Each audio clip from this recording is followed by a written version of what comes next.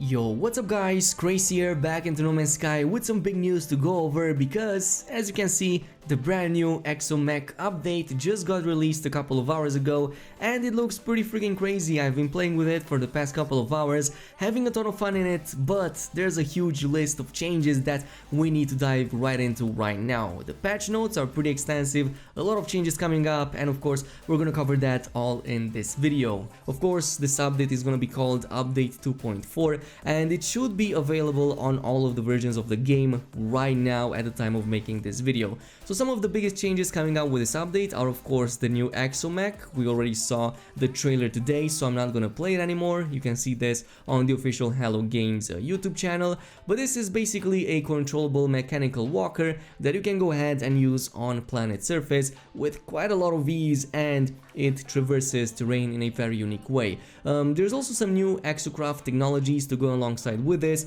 not just for the walker but also for the other Exo Crafts as well. We have improvements to base building, which is always awesome to have, and much more on top of that. Of course, we have the Exo Craft right here. It's called the Minotaur and it definitely has a fitting name. This name right here is definitely fitting because it feels like a very heavy piece of machinery. It definitely feels heavy to maneuver, and even better, it kind of destroys pretty much everything in its path when, for example, you're sliding with it and just going through rocks, terrain, and like vegetation. It pretty much annihilates everything.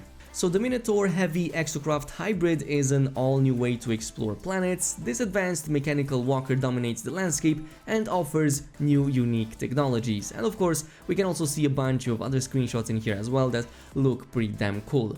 But there's also some really interesting capabilities that this walker has right here. Unfortunately, one of these videos didn't load, so I'm just gonna play one of my own videos. But as we saw earlier in the trailer today, it does have advanced jump capabilities. So the Minotaur has a powerful jetpack that allows it to soar and slide with both power and grace, bringing speed and excitement to planetary traversal, and it definitely feels that way, especially when you're using that powerful jetpack.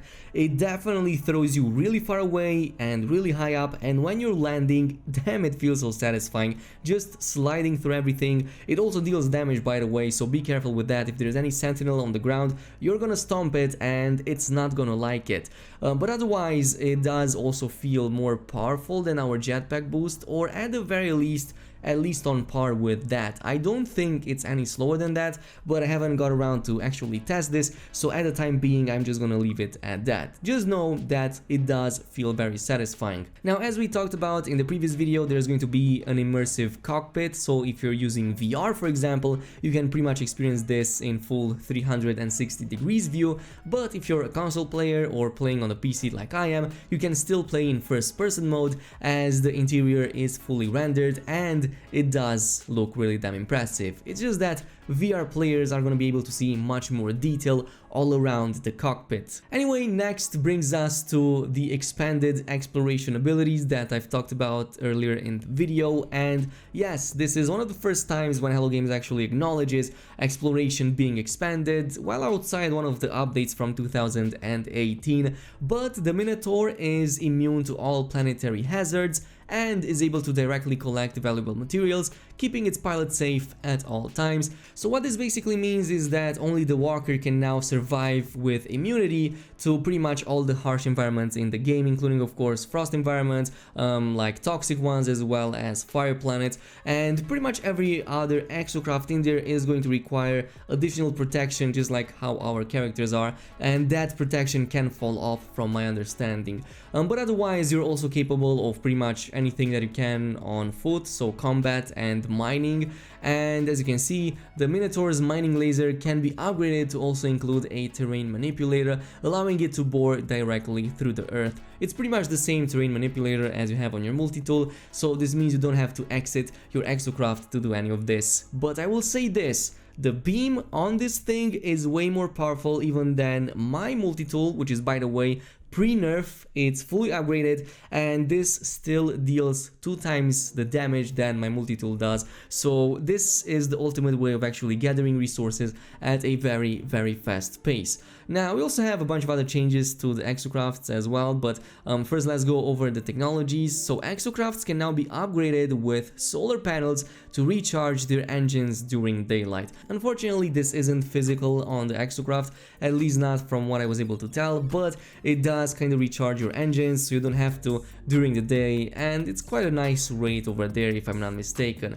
On top of this, we also have some improvements to scanning, so all Exocrafts equipped with the signal booster necessary to perform scans will now find that their scan reveals all nearby points of interest, pointing to the objects usually found only through the use of analysis visor. So this is quite interesting. You can pretty much see bases like towers, distress signals. Otherwise, we also have something that's gonna increase your convenience to like over 9,000, and this, ladies and gentlemen, has been suggested by members of the community a long time ago. Summon from freighters. This, well, basically it's an orbital Exocraft materializer room that you get to unlock if you go on the space anomaly and buy it from over there. Once you get it, you can install it on your freighter as a room, and if you have this, as long as you have your freighter in the same system as you're gonna be able to pretty much summon any Exocraft, not just the walker, but pretty much everything else as well, without needing a geobay. So this is really convenience all over the place, and it looks pretty damn amazing. Unfortunately, there's no video going on over here, so we're gonna skip on this. Now we do have some Exo Craft Decals according to this image right here, which I didn't get around to test, but you can pretty much place a ton of new decals on your Exo Craft, including like Polo, Nada, the Galactic Hub, the OK symbol, and this really scary looking creature that I kind of don't really want to look in the eye, but it is really awesome compared to the other decals that we already have, so definitely something that I'm looking forward to. Now, graphics options, unfortunately this video was taken down, and there have been a number of visual improvements applied to the game. Thin moving objects such as grass now appear lighter and more stable, and GTAO performance has been optimized. So basically what this means is that you should see the grass being a little bit more on the light side, not as dark as it used to be. Like for example, red is now a lighter shade and not a darker one, and of course it also appears to like form faster at your feet if you're traveling very fast, which wasn't the case in the past. Another very important change is the fact that PC players can now scale their game resolution without scale UI restrictions, offering more options for improving performance while also keeping your UI crisp. And yeah, we have a whole bunch of screenshots right here that look really damn impressive. I mean, this one right here is like this, just top tier, looks really amazing.